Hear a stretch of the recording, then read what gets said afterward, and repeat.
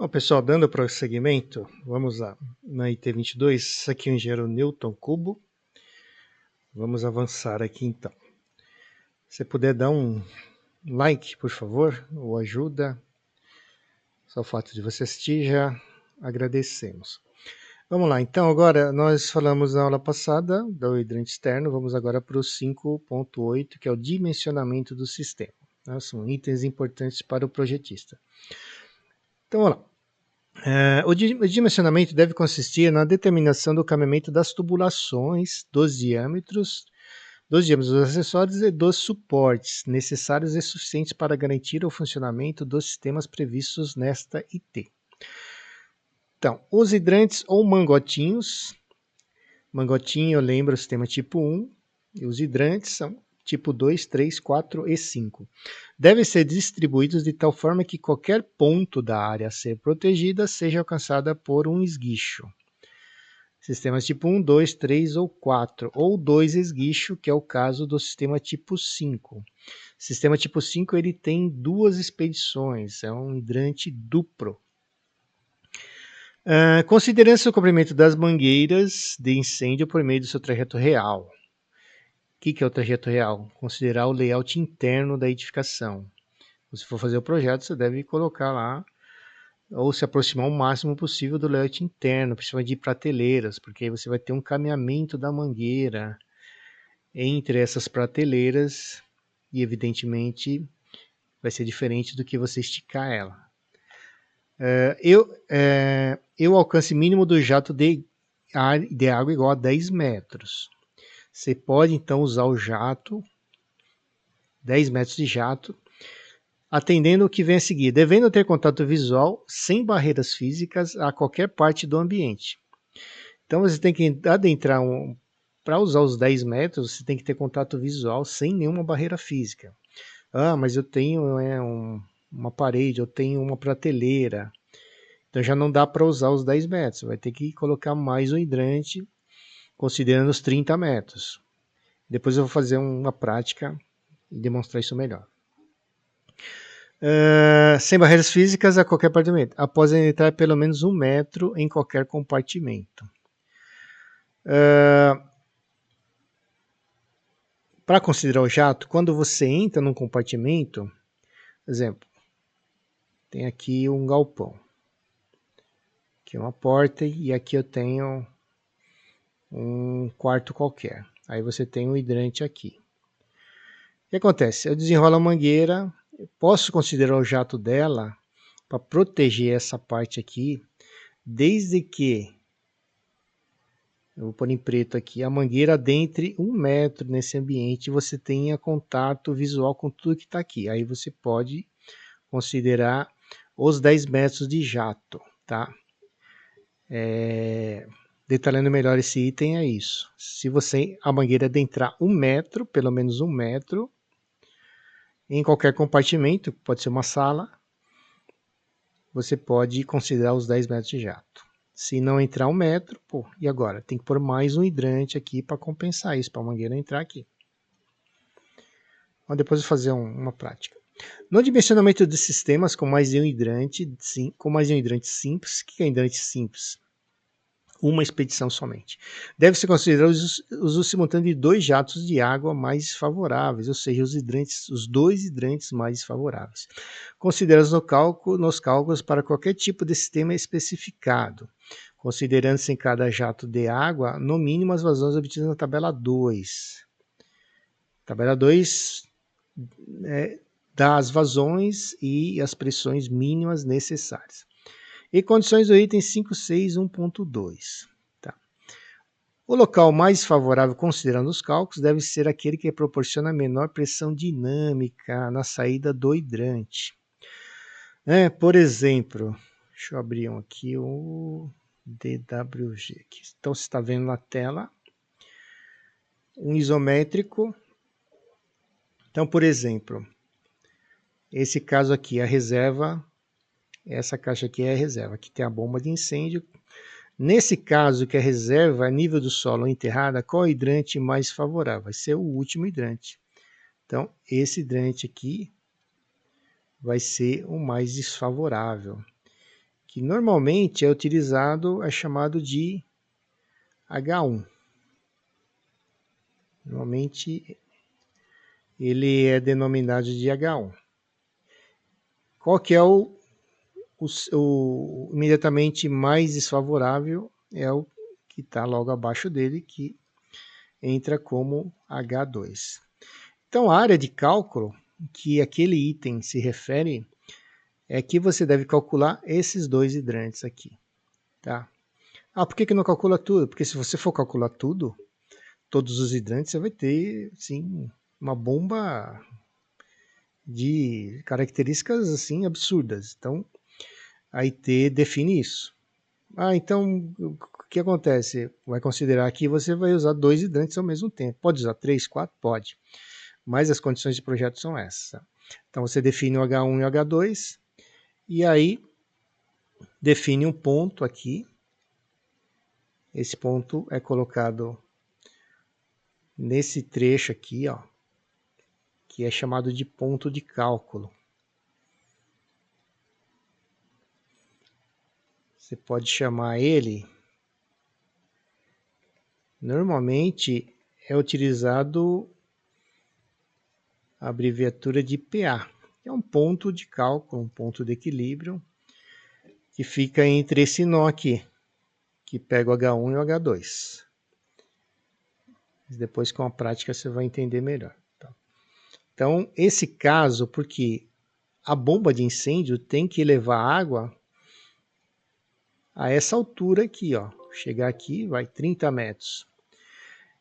A altura do eixo da bomba até o último hidrante era chamado de HG, que é a altura geométrica. Simplesmente medir a altura. Aqui tem 3, os 12 metros aqui. Só que é o seguinte, você não pode usar só a altura geométrica, porque a água não vai chegar, porque existem perdas de carga, que é esse pedacinho aqui, ó. Perdas de carga, que também é chamado de HP, ou H de perdas.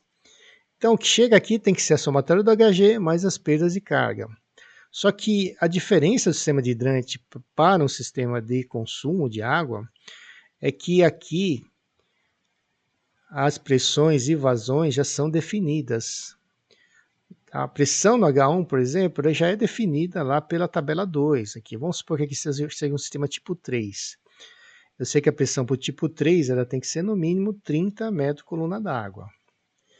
E a vazão aqui, então isso aqui já está determinado. Você vai ter que começar com isso, com essa pressão e vazão. E aqui a vazão vai ser 150 litros por minuto. Para o sistema tipo 2 aqui, tá? Então, só um exemplo rápido. Então, você fixa esses parâmetros e a partir daqui você começa a calcular. Perda de carga, altura geométrica, de forma que chegue 30 MSA. Uma vez atendido o mais favorável, o restante dos hidrantes vai receber pressões superiores. Aqui é outro exemplo.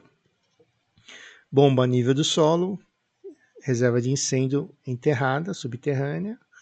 A bomba vai recalcar água para cá, para cima, né? Vai bombear água aqui, vai pressurizar a rede e aqui tem que chegar na ponta da mangueira. Aqui 15 MSA porque é um exemplo de um prédio antigo, mas tem que chegar, na verdade, o que a IT 2022 na versão 2019 fala é que tem que chegar aqui no registro de ângulo essa vazão em pressão 30, 150 para o residencial, que é o risco baixo. Então, esse é um exemplo. Agora, o outro exemplo é exatamente ao contrário. Quando a reserva é elevada, o hidrante mais próximo da reserva é o mais desfavorável. Tá? Aí vem imediatamente após o H2 e vem H3, H4. Quanto mais distante da reserva, mais favorável ele é, porque você tem todo o peso da água aqui, ó, incidindo, né, no último hidrante vai ser o mais favorável de todos, porque tem toda uma coluna de água aqui, ó, peso da coluna de água chegando aqui. Por isso que alguns residenciais não é necessário colocar botoeira de acionamento da bomba em todos os hidrantes. Aí você coloca aí nos 4 últimos hidrantes, normalmente atende, porque essa bomba é só para compensar a pressão que não chega aqui. Ó. Sem a bomba, chega aqui, vai 6 MCA. Então você tem que pôr uma bomba para mandar mais, por exemplo, 24 MCA, de forma que chegue 30 aqui. Chegou 30 aqui, no H2 vai chegar mais, no H3 mais ainda e assim por diante. Então essas são, de forma resumida, a questão da área de cálculo. Então voltando à apresentação, então essa questão do mais desfavorável. Então local mais desfavorável, considerando os cálculos, eu demonstrei lá, é aquele que proporciona a menor pressão dinâmica na expedição do hidrante, ou seja, no seu registro de ângulo. Então, continuando, o dimensionamento do sistema de hidrantes sem edificações com ocupações mistas deve atender os seguintes requisitos. O que é uma ocupação mista? Você tem lá um depósito e tem escritório. Você tem um depósito e indústria.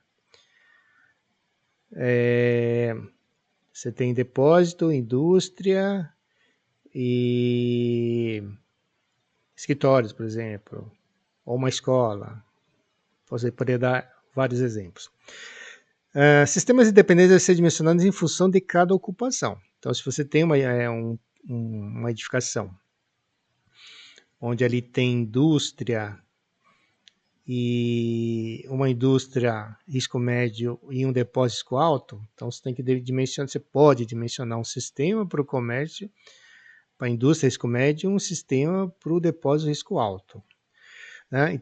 Continuando, as reservas de incêndio devem ser dimensionadas considerando as áreas de cada ocupação. Aí você pega, no depósito eu tenho 5.000 metros quadrados, então você vai pegar na tabela 3 a reserva de incêndio para 5.000 metros quadrados. Na indústria eu tenho 2.000 metros quadrados, então eu vou pegar a reserva para 2.000 metros quadrados na tabela 3. Isso se os sistemas forem independentes, se você montar um sistema para cada risco, tá? O sistema deve ser dimensionado considerando cada ocupação. O sistema único de hidrantes deve atender os seguintes requisitos. Então, se você fizer uma casa de bombas, por exemplo, um sistema de hidrantes, tá? Vai ter uma bomba principal e uma bomba jockey para atender toda a edificação, sendo que toda a edificação contempla uma parte indústria e outra parte depósito de risco alto. Aí, esse item fala sobre isso. As reservas de incêndio devem ser dimensionadas considerando a área total da edificação e o risco predominante. Então, vamos lá, o risco predominante é risco alto. Então, tem que usar a reserva de incêndio lá para o risco alto, que você vai ter que ter mais água. Meu risco predominante é o risco médio. Então, você vai usar, por exemplo, um I2, 800 MJ, você vai pegar lá na tabela 3 o volume da reserva para esse risco que, no caso, será o predominante. O tipo de sistema deve ser dimensionado em função de cada ocupação e a bomba de incêndio deve atender os maiores valores de pressão e vazão. Aqui, resumindo, o que ele fala você vai ter um risco médio e um risco alto. Então você tem que pegar a situação mais crítica. Então você vai pegar a maior pressão e a maior vazão. Poxa, eu calculei para o risco médio, deu vazão de chutar aí 600 litros por minuto e uma pressão de 60 MCA. Aí eu calculo por risco alto, deu 1.000 litros por minuto e 80 MCA. Então, vou pegar os maiores valores, os 1.000 litros e 80 MCA para a bomba em questão. Continuando, o Sistema Único de Hidrantes em edificações com isolamento de risco deve ser dimensionado em função de cada área e ocupação.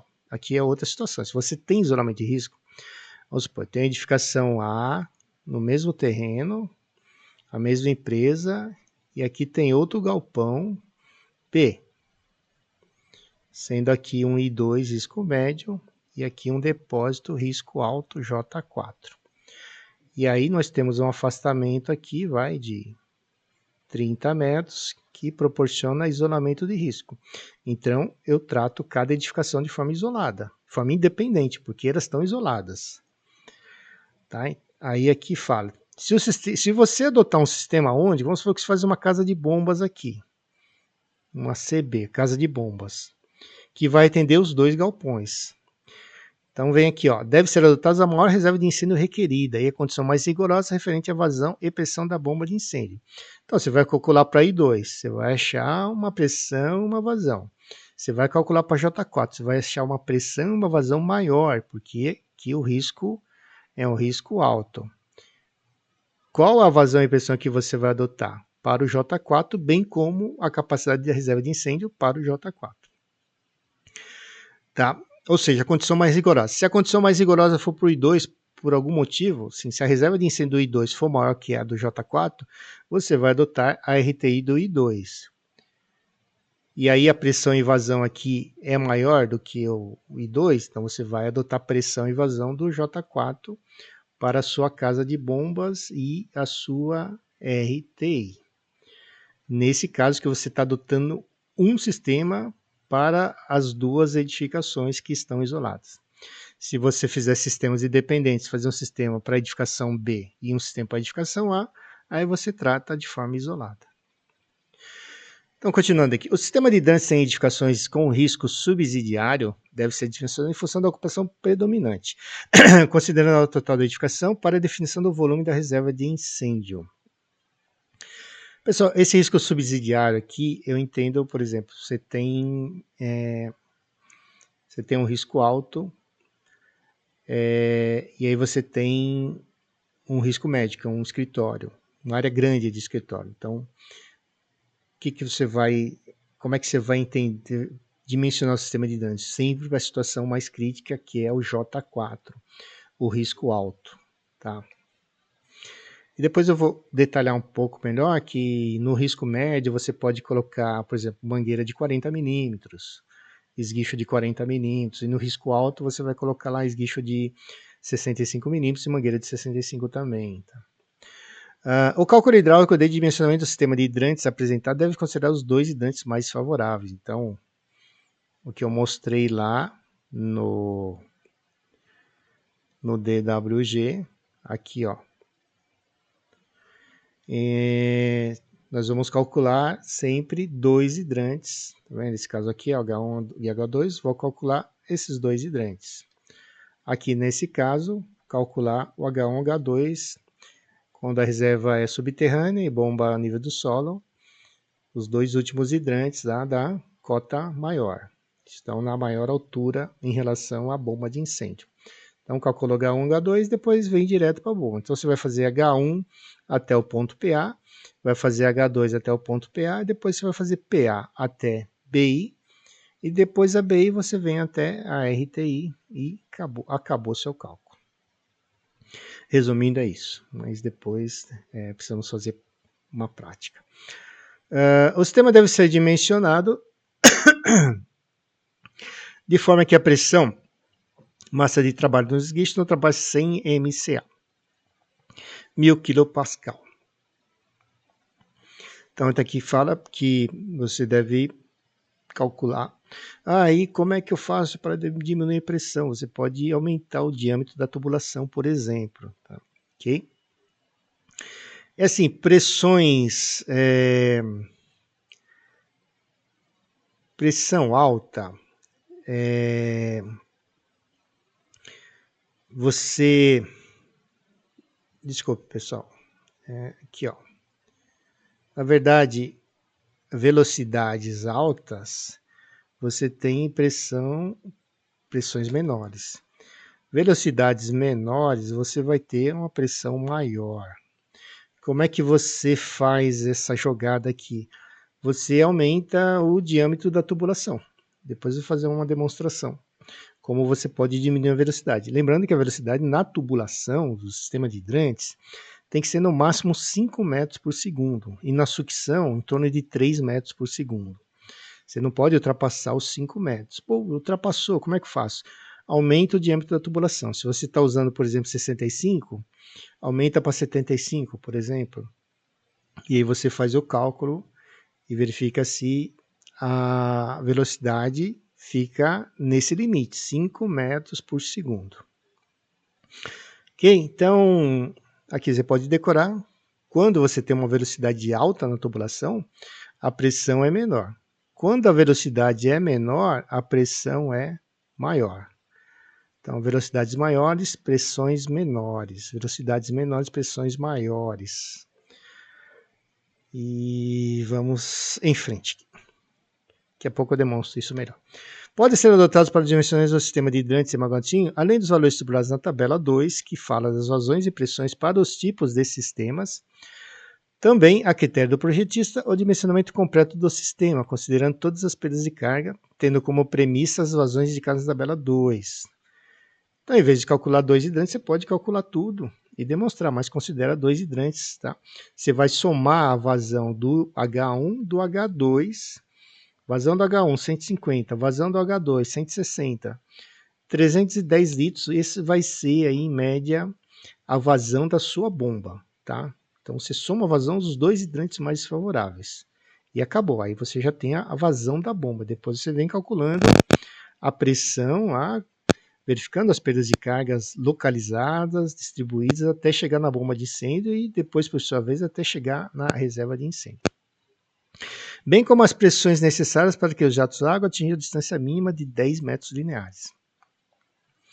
Então, o jato tem, aí, se você for fazer um teste no olhômetro, você tem que apontar o jato paralelo ao solo, a uma altura de mais ou menos 1,20 m, paralelo ao solo, e formando esse com um ângulo de 0 graus, paralelo. E aí o jato tem que percorrer, tem que chegar a ser lançado a 10 metros.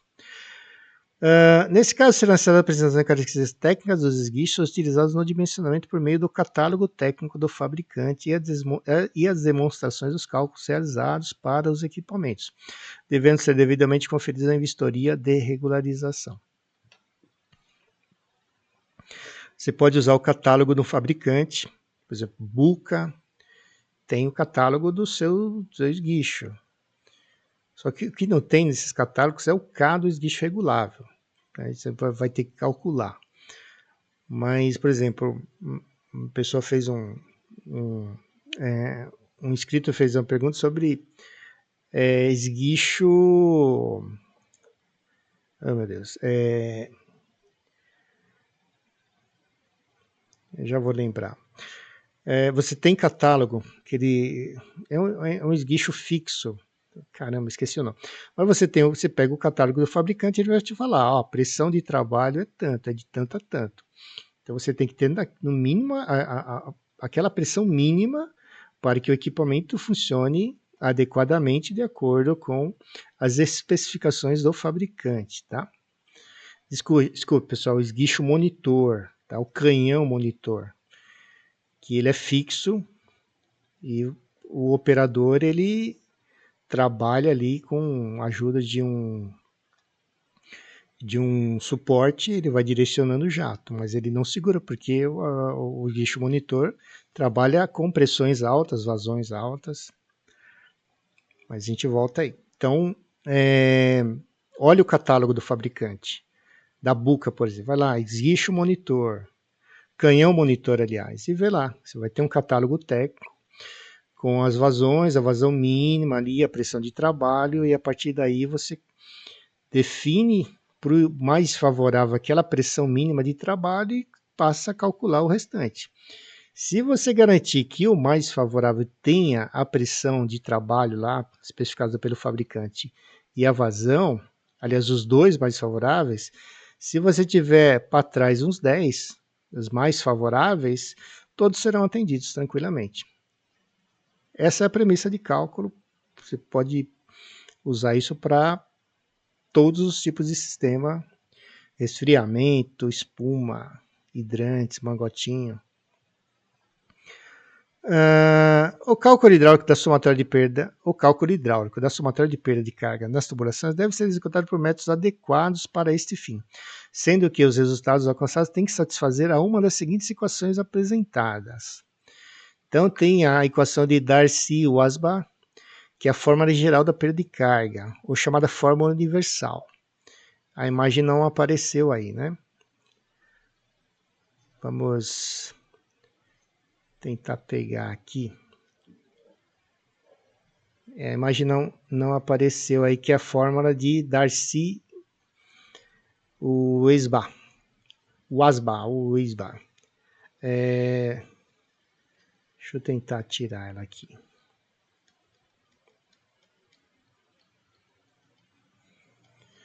A fórmula de Darcy. Aqui, pessoal.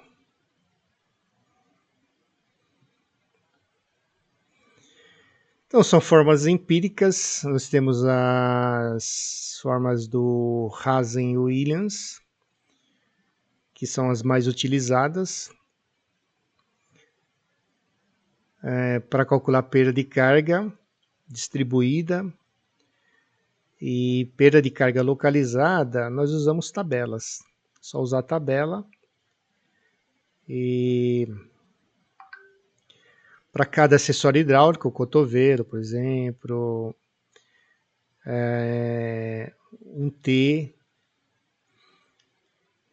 Então usa Hazen-Williams. Então a forma de Darcy, essa fórmula aqui, ó. Deixa eu tirar aqui.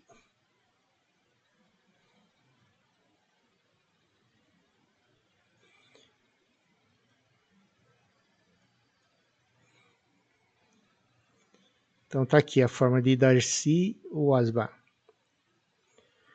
Né? HF, que é a perda de carga, é igual a F, é um fator de atrito, vezes o L é o comprimento, V, velocidade ao quadrado, dividido por D, o diâmetro da tubulação, vezes 2G. Mais o K, que é um fator de correção, vezes V quadrado sobre 2G. Aqui, continuando a IT, ela fala o que é cada um. HF é a perda de carga em metros de coluna d'água, em MCA. F é o fator de atrito dos diagramas de Moody e Hunter-House. Pô, que diagrama é esse? É esse diagrama aqui, ó.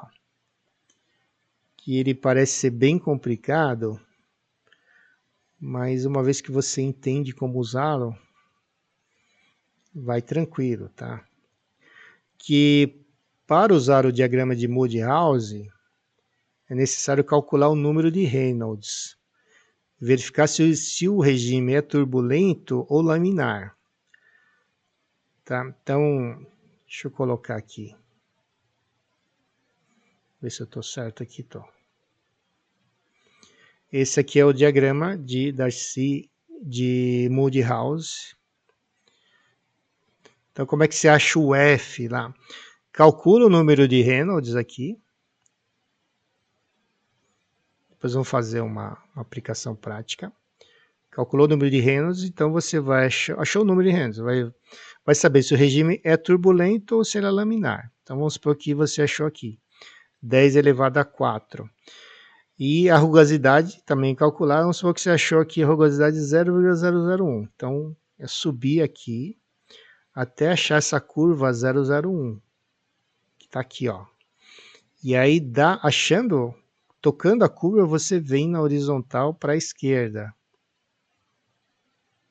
Até encontrar aqui o coeficiente de o fator F, que aqui está entre 0,03 e 0,04. Podemos imaginar aqui que aqui seja 0,035 por aí. Então daqui que sai o F, que é o fator de atrito que sai daqui, ó, do diagrama de Moody e House. L, o comprimento da tubulação, D, o diâmetro da tubulação em metros. Então o que acontece? Você tem lá um diâmetro de 2,5, que é de 65 milímetros. Você pode trabalhar com 65 milímetros aqui? Não. Você transforma em metros dividindo por 1000. Aí você vai ter isso aqui, ó, 0,065 o quê? Metros. Então você vai trabalhar na unidade metro, tá? Aqui, ó.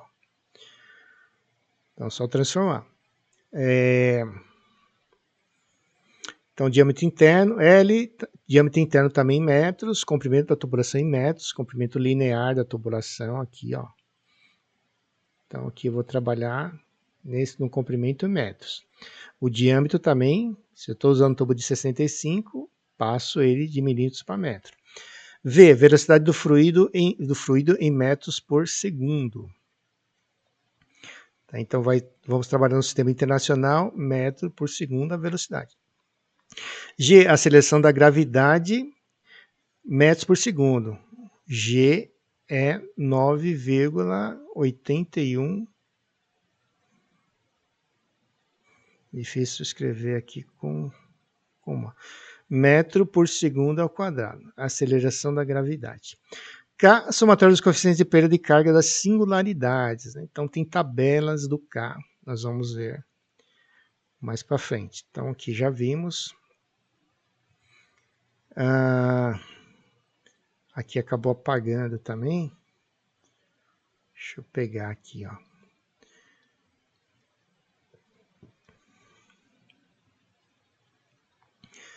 Aqui,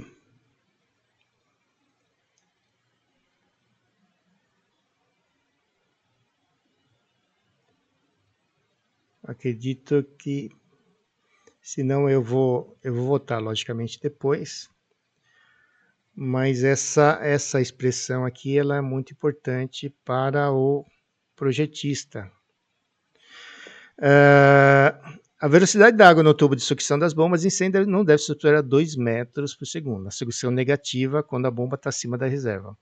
Ou 3 metros por segundo na sucção positiva, quando a reserva está, ela afoga a bomba de incêndio ou está acima da bomba de incêndio. A qual deve ser calculada pela equação V igual a Q dividido por A, que é chamada equação da continuidade. Tá? A velocidade é a vazão dividido pela área, sendo a velocidade metros por segundo e a vazão metro cúbico por segundo. Joia? Está no sistema internacional. O que acontece aqui?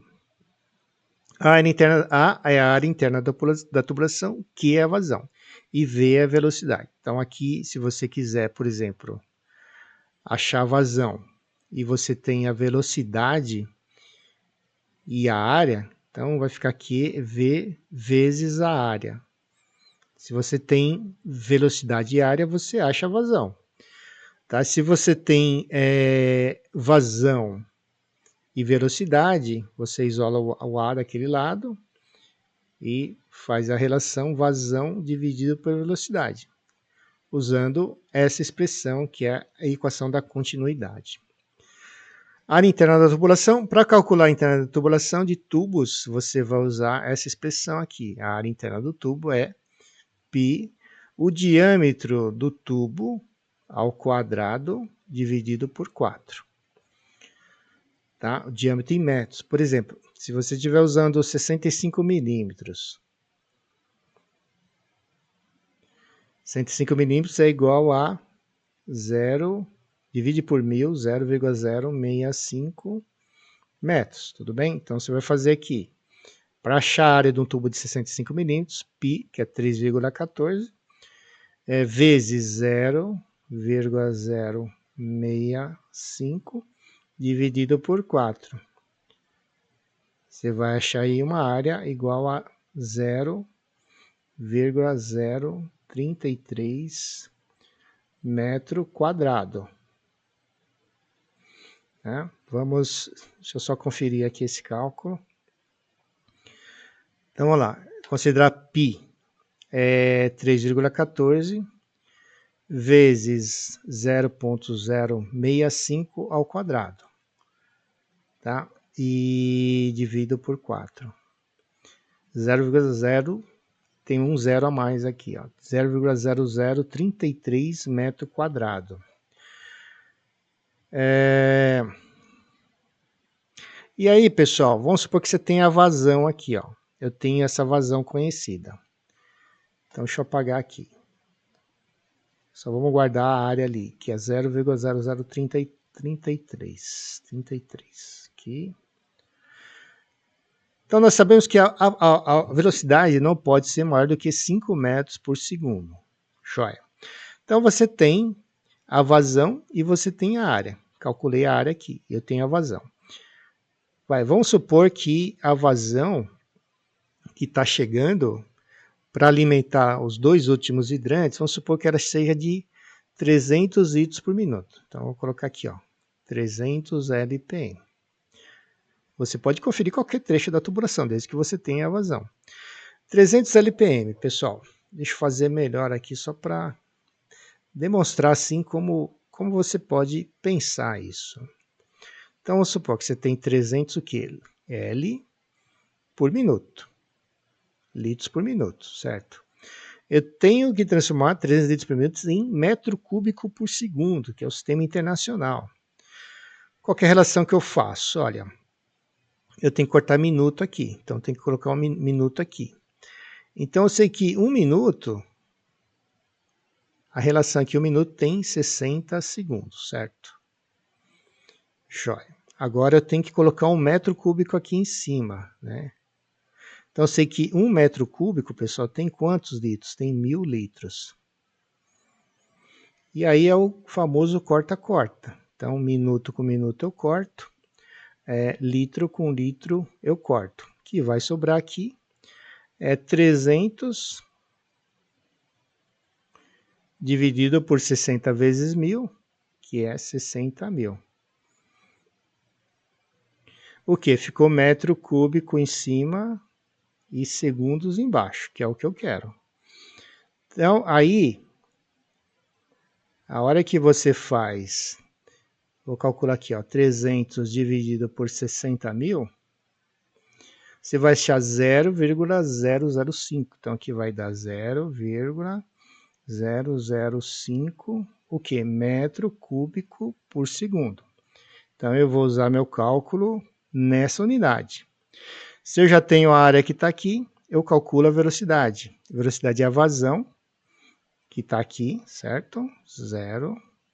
Desculpa, porque eu estou usando o mouse, 0,005 dividido por 0,0033. Isso calculando, vou fazer o cálculo aqui, você não está chegando, mas estou calculando aqui.